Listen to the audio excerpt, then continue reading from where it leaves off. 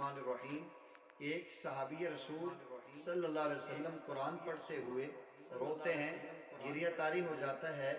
آپ نبی کریم صلی اللہ علیہ وسلم کی خدمت میں حاضر ہوتے ہیں۔ فرمایا، رات تمہارے رونے نے اللہ کے فرشتوں کو رلا دیا ہے۔ وہ کیسے لوگ تھے؟ قرآن پاک پڑھتے ہوئے روتے تھے۔ انہیں روتا دیکھ کر اللہ جل جلالہ کی نورانی مخلوق فرشتے بھی رو جایا کرتے تھے۔